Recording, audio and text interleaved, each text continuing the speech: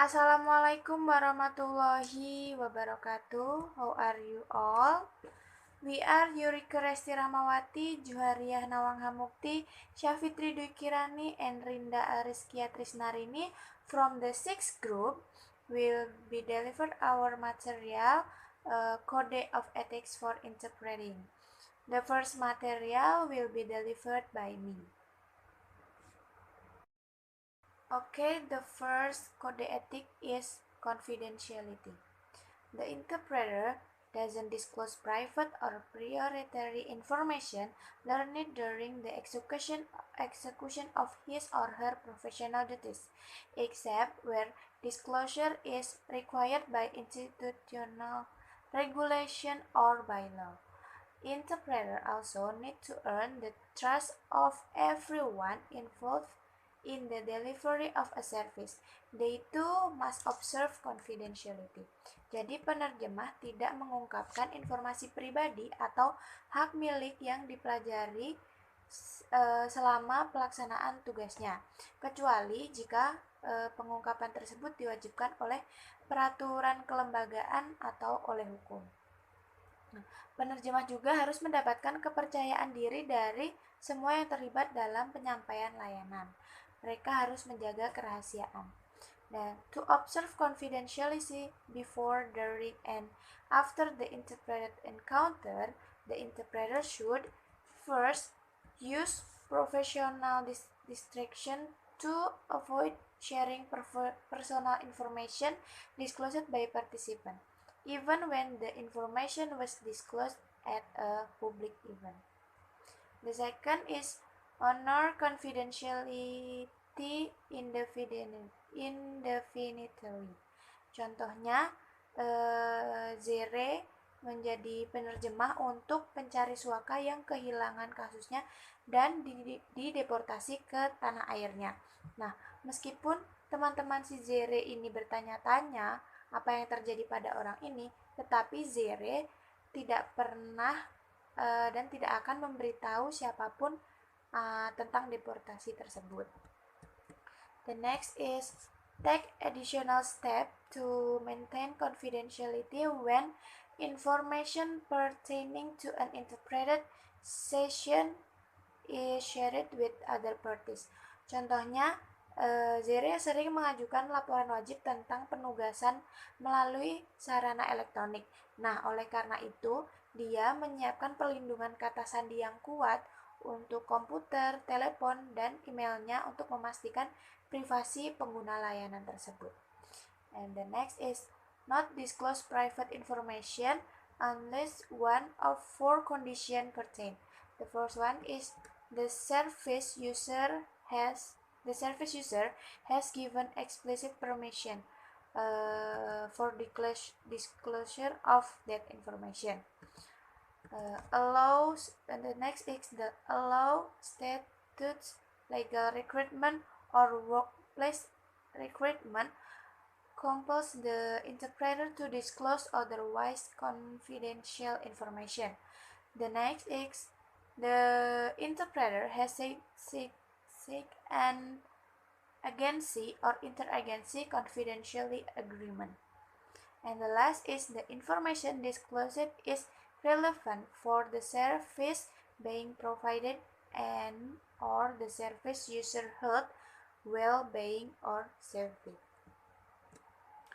And the last is take the necessary step to be informed about the terms and conditions for mandatory disclosure in his or her country and within the organization where he or she interprets.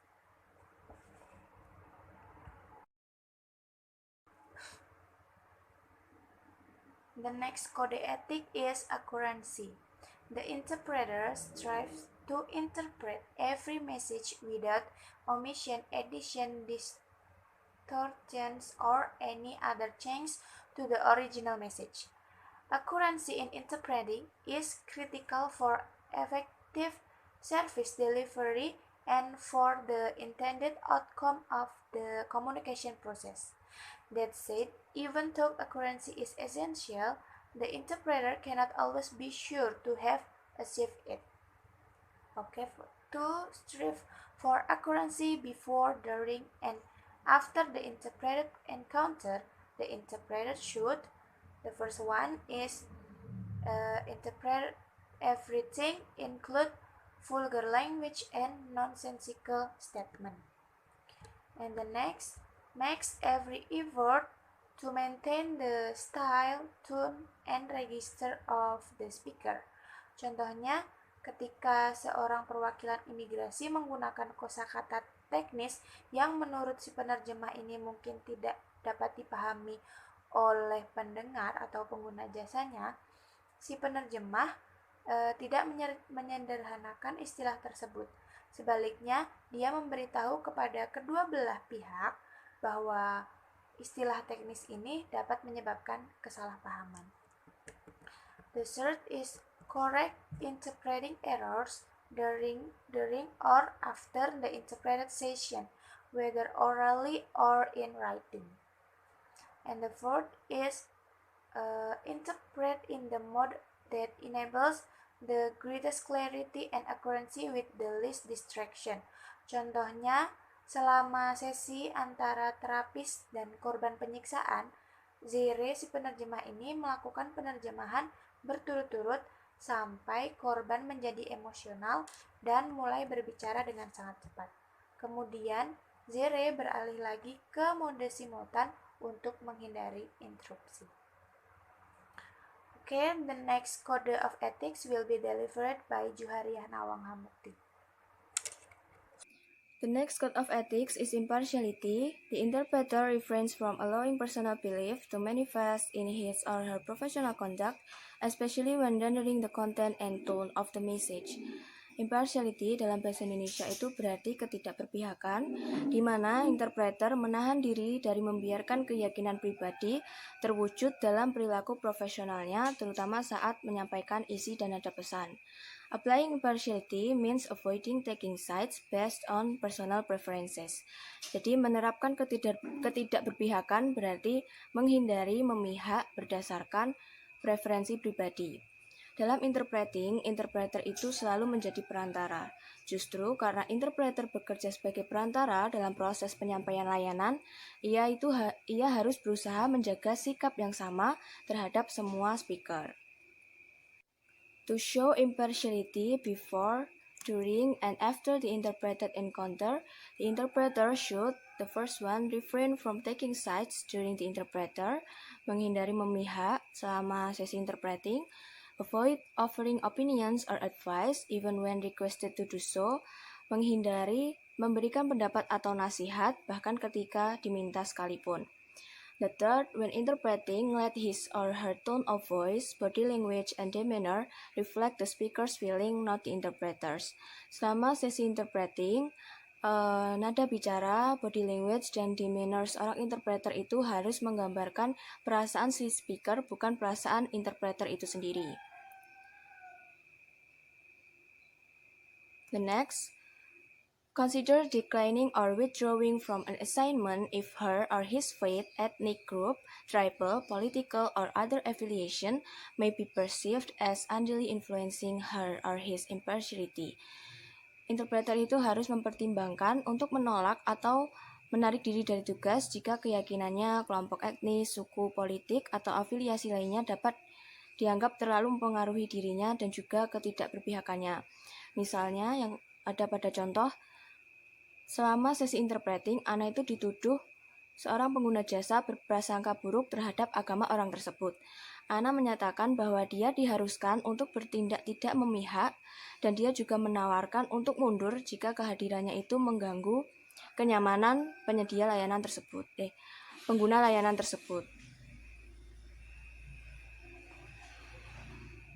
The next, declare all actual and potential conflicts of interest. Interpreter harus menyatakan semua konflik kepentingan yang aktual dan potensial. Misalnya, Ana diminta untuk melakukan interpreting terhadap assisted suicide atau bunuh diri yang dibantu. Sebagai pendukung aktif dari organisasi yang melawan bunuh diri yang dibantu, Ana menyatakan konflik kepentingan ini kepada agensi interpreting dan menolak tugas tersebut. Yang selanjutnya, while avoiding taking sides during the interpretation, may consider reporting a service provider who is breaking the law or violating his or her professional ethics to an appropriate supervisor or an institution of justice. Misalnya, di sini maksudnya menghindari keberpihakan selama sesi interpreting dapat mempertimbangkan untuk melaporkan penyedia layanan yang melanggar hukum atau melanggar etika profesionalnya. Misalnya, setelah seorang dokter memaksa pasien untuk menandatangani formulir persetujuan untuk operasi amputasi tanpa menjelaskan manfaat dan risiko dari prosedur tersebut, Ana berkonsultasi dengan ombudsman rumah sakit dan layanan interpretingnya untuk mengetahui apakah dia harus melaporkan dokter tersebut sebelum operasi berlangsung. Ombudsman itu adalah lembaga negara yang mempunyai kewenangan mengawasi penyelenggaraan pelayanan publik. Seperti itu. The next code of ethics is transparency. The interpreter interprets everything that is said to ensure that all messages expressed during the encounter are communicated to all parties. In interpreting, the interpreted encounter must be transparent so that everyone knows what is happening at any time. Jadi, interpreter itu menerjemahkan semua yang dikatakan oleh speaker untuk memastikan bahwa semua pesan itu dikomunikasikan dengan baik kepada semua pihak. Jadi, semua pihak itu tahu apa yang sedang dibicarakan selama sesi interpreting. To ensure transparency in interpreted encounters, the interpreter should interpret everything that is stated during the interpreted session wherever possible, including his or her own utterances. Di sini interpreter itu harus menerjemahkan semua yang dinyatakan selama sesi interpreting sebisa mungkin, termasuk ucapannya sendiri. Second, make sure all parties know that everything that is stated will be interpreted. Jadi memastikan semua pihak itu tahu bahwa semua yang dikatakan itu akan diterjemahkan. The third, inform the parties whenever he or she has had to summarize or omit part of the session. Jadi harus memberitahu para pihak setiap kali dia itu meringkas atau menghilangkan bagian dari sesi. Misalnya, Ana sedang menerjemahkan di pusat advokasi anak ketika seorang anak kecil yang sedang diwawancara itu menangis. Ana menafsirkan apa yang dapat dia dengar dan kemudian memberitahu penyelidik bahwa dia telah menghilangkan bagian-bagian yang tidak dapat dia mengerti. Jadi kan ketika anak itu nangis pasti dia itu bicaranya kurang jelas. Jadi dia memberitahu semua pihak dan semua yang hadir bahwa dia itu menghilangkan bagian-bagian yang tidak dapat dia mengerti atau tidak dapat dia dengar. The fourth, when intervening, should inform all parties that he or she is speaking as the interpreter. Jadi ketika melakukan campur tangan, dia itu harus memberitahu semua pihak bahwa dia itu berbicara sebagai interpreter. Contohnya, Zere membiasakan diri untuk selalu memulai dengan mengatakan, sebagai interpreter, saya setiap kali dia turun tangan untuk meminta klarifikasi. Okay, for the next code of ethics will be delivered by Rindra Aliskia. Okay, next is direct communication. The interpreter initiates and actively supports practice that enable service users and providers to engage in direct communication. The principle of direct communication is core to the interpreting profession. It addresses a real tension in interpreted exchange. The role of the interpreter is to help overcome an existing barrier or the language barrier. Yet, when working to overcome that barrier, the interpreter can easily become a barrier too. Jadi, maksudnya itu komunikasi langsung, penerjemah memulai dan secara aktif mendukung praktek yang memungkinkan pengguna dan penyedia layanan untuk terlibat dalam komunikasi langsung. Prinsip komunikasi langsung adalah inti dari profesi penafsiran. Ini membahas ketegangan nyata dalam pertukaran yang ditafsirkan. Peran penerjemah adalah untuk membantu mengatasi penghalang yang ada, namun ketika bekerja untuk mengatasi penghalang itu, penerjemah bisa dengan mudah menjadi penghalang juga.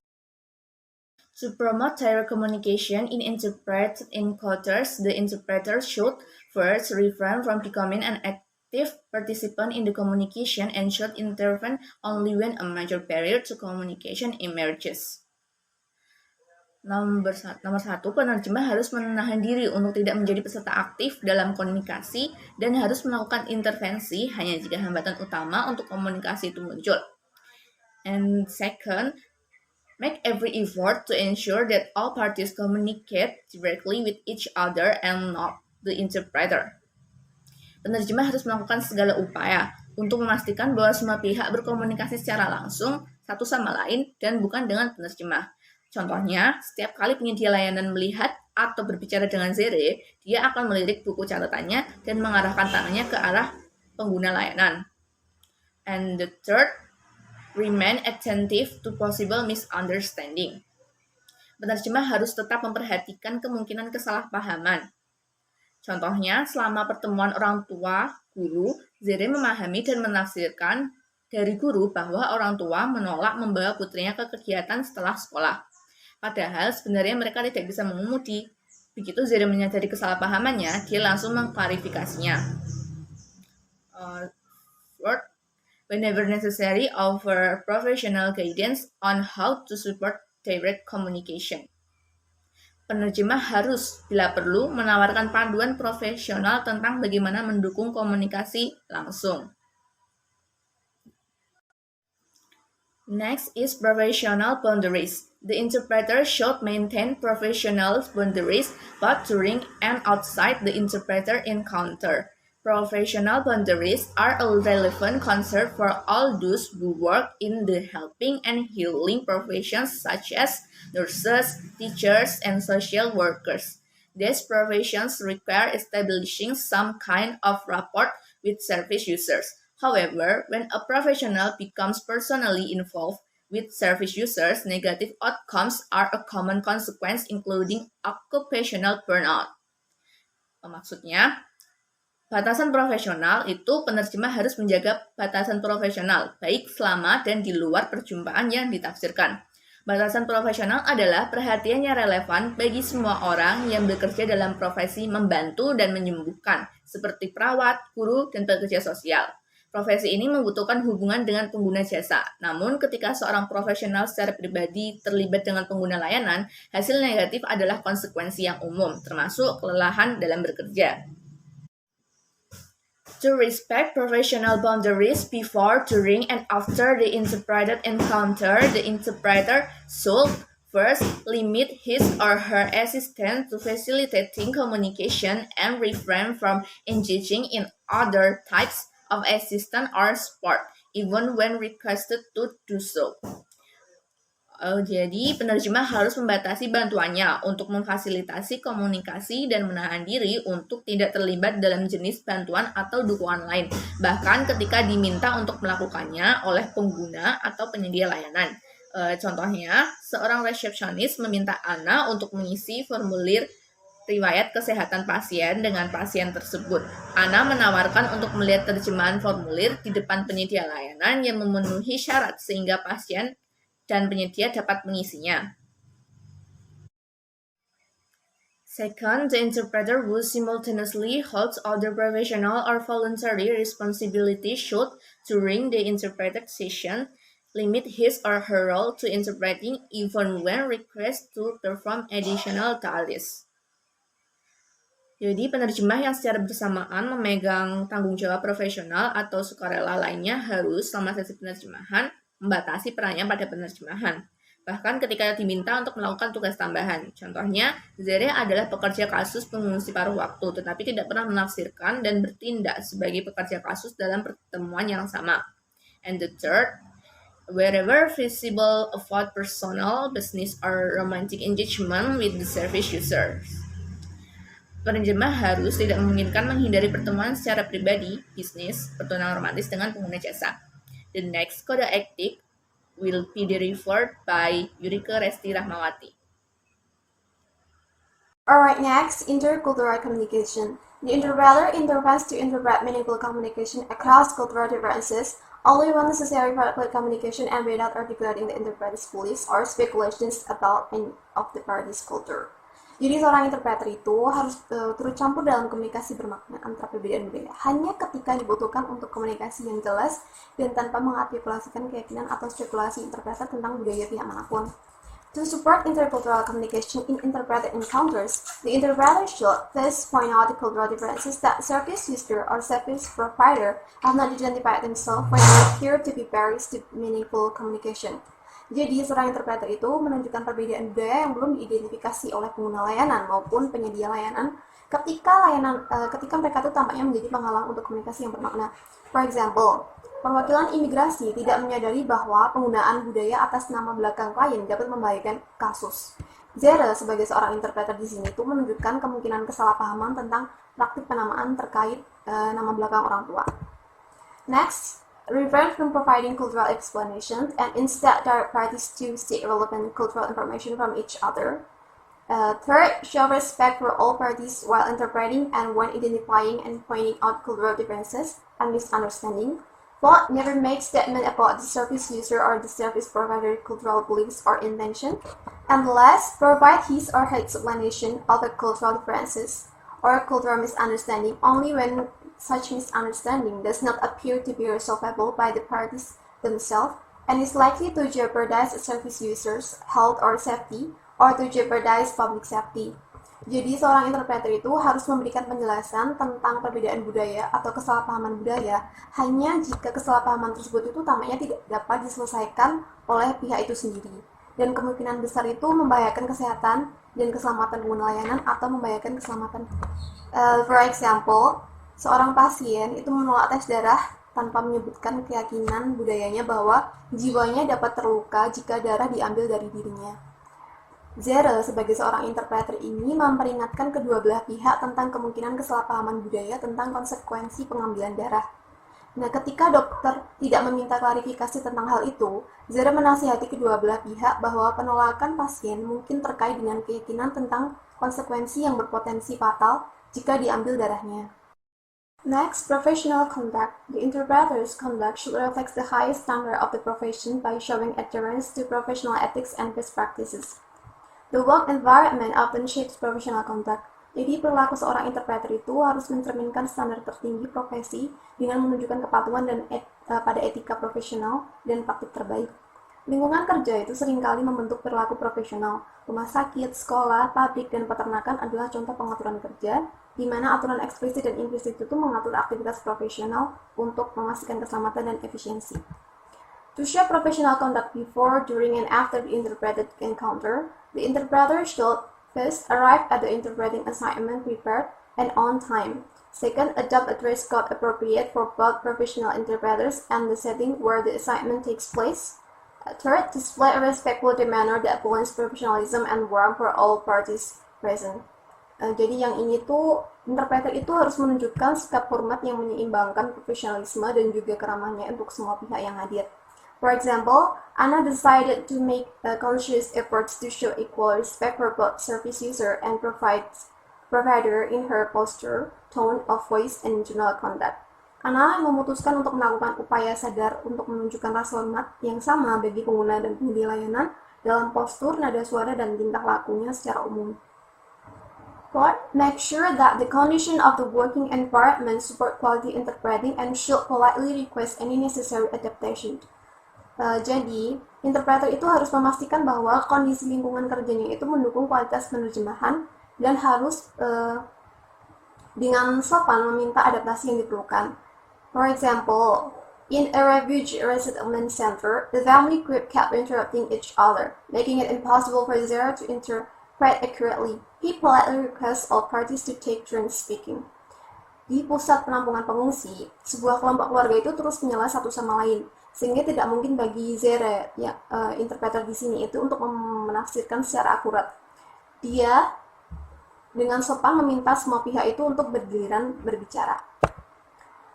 5. Not be involved with personal matter during an assignment. Jadi seorang interpreter itu tidak boleh terlibat dengan masalah pribadi selama penugasan. For example, Anna's phone vibrate in her pocket during sessions, but Anna refrained from checking for message until after the assignment. Ponsel Anna bergetar di sakunya selama satu sesi, tetapi Anna menahan diri untuk tidak memeriksa pesan sampai setelah tugasnya itu selesai. 6. Accept only assignment for which he or she is qualified and should disclose all professional limitations when appropriate. 7. Typically refrain from accepting gifts from service user or provider.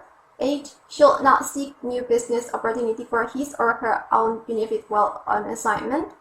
9.